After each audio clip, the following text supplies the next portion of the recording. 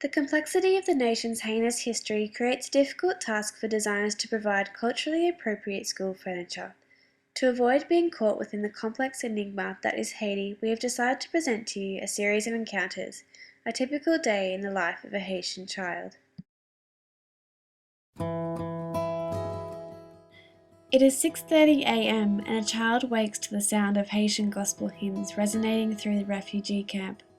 The young girl has slept on hard earth, protected only by a makeshift tent of waterproof tarp.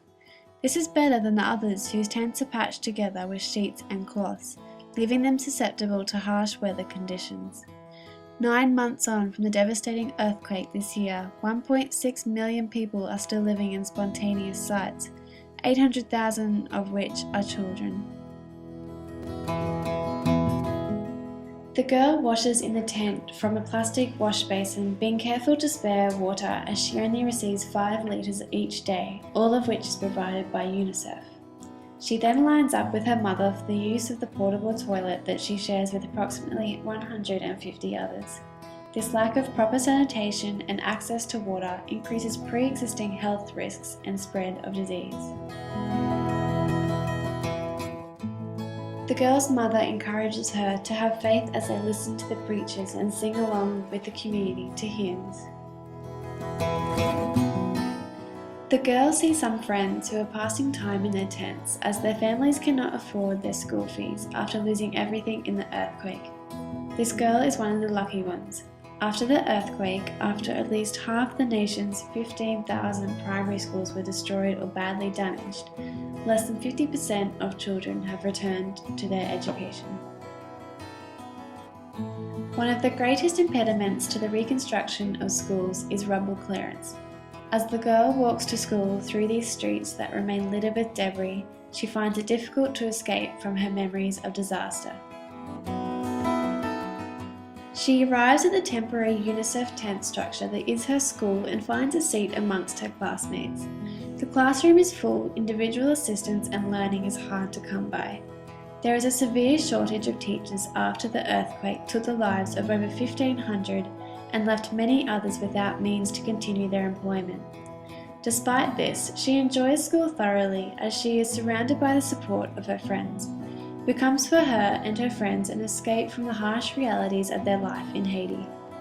Today at school she receives a hot meal of beans and rice. The school aims to provide the children with one meal each day, however it is dependent on available funds and food within the community.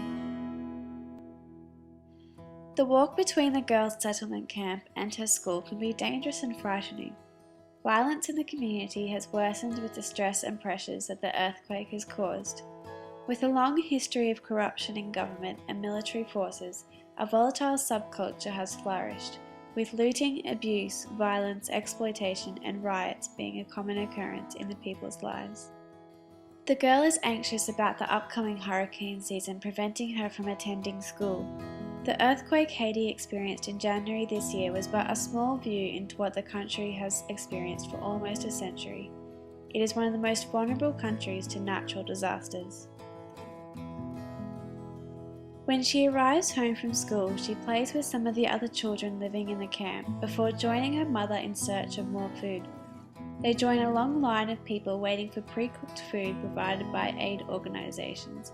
However, the supply doesn't meet the demand and tonight they go hungry.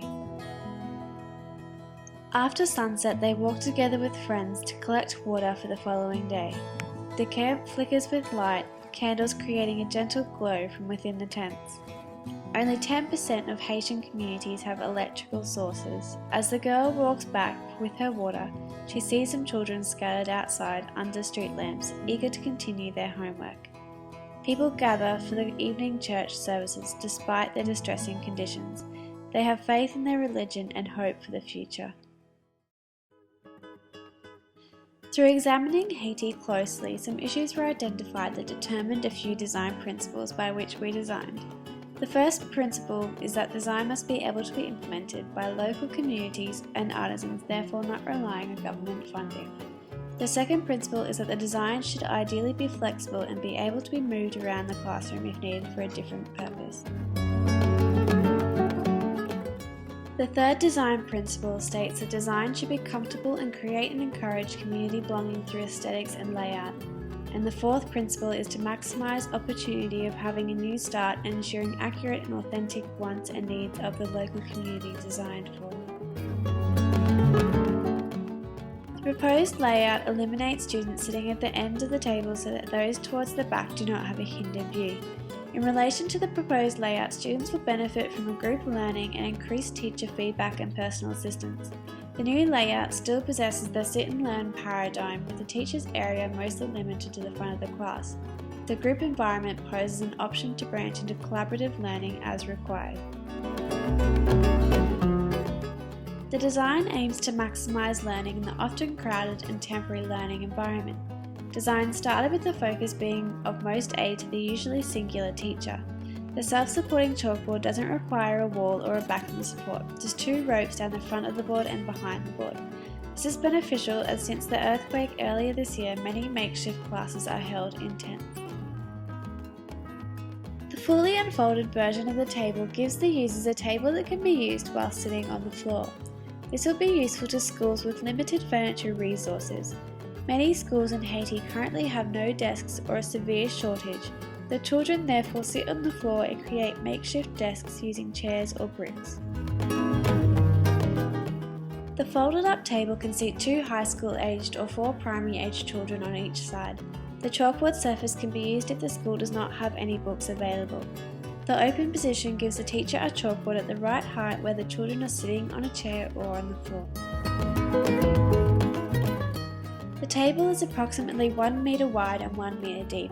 When in the desk position, it measures 750 mils high, and when in a long ground position, it measures 400 mils high. When the table is open in a blackboard position, it reaches up to 2 metres. The chalkboard has been designed ergonomically to ensure the right eye level range is achieved when children are sitting on chairs or on the floor. The height of the table has also been considered so that it is comfortable to use from all positions. This is an important factor in keeping Haitian children in school where there is currently a high dropout rate. As the project heavily involves community participation and social gender roles, it was important to provide universally understood instruction manuals for the successful construction of the product. It was understood that 2 elements that were constructed separately and later combined was the best method of increasing productivity and social sensitivity. When first implemented in Haiti, workshops will be held with the local people showing them how to use their welding skills for this project and teach others in the future. The females will sew multiple sleeves onto the frame from locally sourced fabric and then make the cassava resin that will harden the surface of the desk. The men will be making the rebar frame. The instructions are pictorial and can be understood by any person regardless of their education. The construction kit will be shipped from America and will include the following items: a detachable wheel for the construction of the wheelbarrow from plywood box, tins of chalkboard paint for the chalkboard surface, a can of rust-proof spray, a measuring tape for general purposes, safety masks as protection for the welding process, and finally an instruction booklet. The cover of the box will be made of HDPE sheet, which can be used as a vapor barrier or a waterproof surface. Gathering resources such as rebar from rubble and building products, a wheelbarrow was essential for the appropriate management of waste as well as transportation of removed rubble. By following the instructions, the user can make the wheelbarrow. Economic packaging was also important, therefore the box needed to be stackable and generic in shape. When 2 kits are put together, they will be made to fit the dimensions of a generic pallet box for easy lifting by forklift and manageable by 2 adults.